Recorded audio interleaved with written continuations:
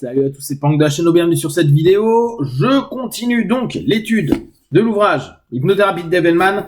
On est sur le chapitre 1 et on est à la page 4-5 de l'ouvrage. Donc, je vous laisse regarder la précédente vidéo pour bien voir de ce dont on parlait. On avait parlé de l'influence des suggestions, même en anesthésie générale. Après, il passe sur... il revient souvent sur la notion d'hypnosleep, mais comme il dit, il en parlera ultérieurement dans l'ouvrage, et d'hypnoanalyse.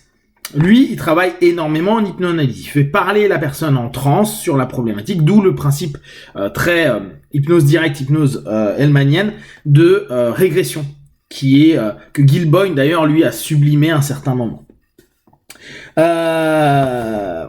Il reprend un autre cas, toujours d'une personne qui a vécu en opération une problématique et qui en fait ça se retrouve dans sa vie quotidienne, et puis il a entendu pendant un moment, il a ressenti pendant un moment, mais pourquoi ils font une si grande incision? Donc le gars était quand même en anesthésie générale et il a eu un impact avec des retours derrière qui lui ont posé des problèmes. Donc tout ça, c'est quelque chose à prendre en compte.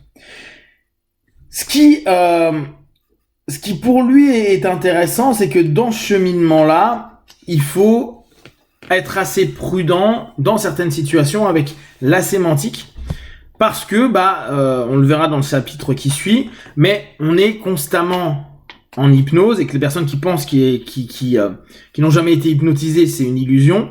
On le verra au chapitre qui suit. Mais globalement, à certains moments, il est assez important de prendre attention aux suggestions. Maintenant, le bémol, c'est qu'on était en 1950 et que maintenant, on est tellement attaqué par des suggestions dans tous les sens qu'on a créé quand même un gros filtre. Et même si on peut être dans des trans, on a quand même des trans fermées où plein de choses ne rentrent pas. Dans les années 50, c'était un petit peu différent. Il y avait moins de saturation, moins de confusion, moins d'excès d'infos. J'entendais il y a pas longtemps, et je trouvais que l'info était intéressante, qu'en gros en une semaine maintenant, on peut avoir autant d'informations que certaines personnes pouvaient avoir il y a 60 ou 70 ans en une demi-vie ou une vie entière. Et c'est vrai que maintenant on a tellement de flots d'infos que c'est des choses où on s'est habitué, il y a un phénomène d'habituation à ce niveau-là. Donc ouais, à un moment donné, il disait qu'il a commencé à enregistrer tout ce qui est ses sessions, etc. Ce qui lui permet de retravailler et d'éviter certaines erreurs sur les classes qui suivent, qui donnaient à ce moment-là. Alors là, on arrive sur un autre sujet où il en parle beaucoup là sur ce chapitre-là, c'est l'impuissance. Et il explique que c'est des médecins qui lui posaient des questions sur cette problématique-là, et lui il disait j'en sais rien. Alors ça c'est plutôt sympa parce qu'il le dit souvent dans le bouquin. Il dit j'en sais rien, faites-le, voyez, et vous me direz les feedbacks. Et il s'est aperçu que la gestion de l'impuissance avec l'hypnose, c'est quelque chose de particulièrement important et de particulièrement positif. Il expliquait que 90% des problématiques érectiles étaient liées, et là encore, je vous dis dans les années 50-60, à l'émotionnel. Sinon, en général, c'était certaines médications, donc des médicaments, des pathologies ou une opération. Mais sinon, 90% semblaient être plutôt émotionnels, d'où le fait de l'importance de l'hypnose. Et il donne des exemples, donc de quelqu'un qui s'est senti coupable parce qu'il avait trompé sa femme et donc il n'arrivait plus à avoir d'érection, et un autre homme qui s'est marié avec une jeune fille de la moitié de son âge, et ses potes l'ont un peu vanné en disant t'arriveras jamais à gérer, et au bout du compte ça c'est devenu une réalité parce qu'il y a déjà la possibilité du doute à l'intérieur de lui qui a fait sélectionner cette idée et s'auto-suggérer ça à longueur de temps. Donc il dit simplement que les médecins qui se sont occupés de ça ont juste recadré, et juste le recadrage en tant que tel a permis d'être en phase. Alors, il parle à nouveau, il dit il y a des choses, moi j'ai jamais fait, et je laisse faire les docteurs, je leur dis faites, n'hésitez pas. Et ce qui a été intéressant, c'est que il s'est aperçu que c'est l'hypnoanalyse qui permettait, la plupart du temps, de gérer toutes ces problématiques-là. On lui a demandé après si on pouvait gérer la frigidité, comme le pendant féminin. Alors ouais, on est dans les années 50, hein, on pense bien à ça. Et lui il dit j'en sais rien. Et conclusion, les gars l'ont fait, ils ont eu des bons feedbacks. Lui explique à un moment, il dit moi, sur les 4-5 premières années de mon enseignement, par rapport au cas d'impuissance, j'avais 100% de réussite. Ça fonctionnait à chaque fois. Par contre, en ce qui concerne la frigidité, il dit j'avais pas le même retour. Et selon lui à l'époque, il disait parce que peut-être les femmes avaient plus de mal de parler de ça à un homme.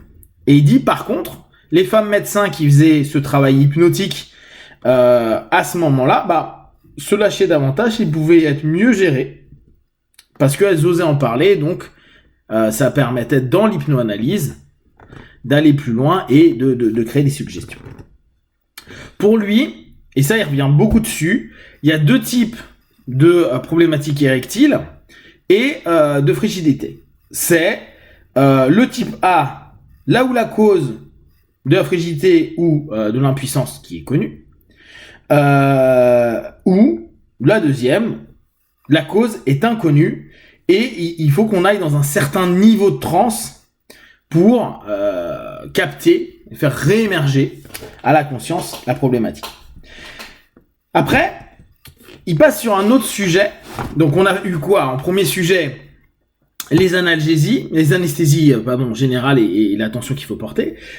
La problématique assez factuelle de l'impuissance, la frigidité. Et il passe dans ce chapitre-là à un 3e élément qui est le fait que il est appelé pour gérer une femme qui est en phase catatonique, qui bouge plus et qui doit accoucher. Bon, et depuis 72 heures, elle est catatonique, elle bouge pas, elle fait plus rien, que dalle. Donc un peu panique de l'obstétricien et de l'hôpital, il l'appelle, lui dit je sais pas du tout ce que je vais faire avec ça, aucune idée. Et puis il commence simplement à lui parler. Et il lui dit vous devez vraiment avoir des gros problèmes pour vous mettre dans cet état-là. Et elle dit oui, vous n'imaginez pas, et elle commence à expliquer son histoire. Et elle explique en fait que son mari qui est un vétéran de la Deuxième Guerre mondiale, était revenu une fois en permission, avait fait l'amour avec et lui avait fait un enfant, puis il était reparti à la guerre. Et quand il est revenu, et elle dit t'es sûr, en déconnant, t'es sûr que cet enfant il est de moi? Et là, c'était comme ça, puis il a dit mais non, je déconne, mais elle était toujours dans le doute. Et un soir, où elle allait avoir le 2e enfant, donc celui qui allait accoucher là, elle allait accoucher du 2e, elle a appris qu'elle était enceinte, elle était toute contente, elle veut en parler à son mari, et son mari il rentre en général vers 2h du matin, et là, pas de bol, il rentre à 5h. Et puis, il était un peu bourré, il avait déconné, et il commence à dire je vais t'apprendre un truc, le docteur m'a dit que j'étais impuissant et non fertile. Et elle se dit wow, problème d'injonction contradictoire. Elle dit si je lui dis maintenant que je suis enceinte, il va me redire que peut-être que c'est pas lui le père. Et elle dit mais j'ai jamais trompé. Et donc elle se retrouve dans un état catatonique avant d'accoucher parce que il y a ce truc là qui bug. Et qu'est-ce qui se passe? Ils appellent le mari. Le mari dit mais attends, j'étais bourré, j'étais rentré tellement tard que pour me trouver une excuse, j'ai trouvé cette connerie là. J'ai trouvé ça drôle. Et en fait, elle l'a pris au 1er degré et ça l'a bloqué. Et quand simplement ils sont allés faire dire au mari ça, la femme s'est calmée, elle a accouché tranquillement, etc. Et Hellman dit une des choses que j'ai appris, c'est que parfois quelques mots simples, bons, gentils peuvent avoir un meilleur effet que n'importe quel type de thérapie. Et il finit sur cette idée-là, donc une suggestion bonne, juste et positive pour les gens peut avoir quelque chose de bon. Et derrière tout ça, ça nous laisse cette idée à se dire, il y a quand même des choses à prendre en compte par moment, et parfois même nos blagues, dans certaines situations, faut faire gaffe. Mais ça, on le sait maintenant, c'est assez courant, mais dans les années peut-être 50-60, c'était pas forcément connu. Voilà pour ce chapitre. Si vous avez des questions et des remarques, vous partagez sur Facebook, YouTube, j'y répondrai le plus rapidement possible. Et comme d'habitude, de tout ce que je propose, ne prenez que ce qui est bon juste pour vous. Testez, observez, analysez et concluez. Be one, ciao!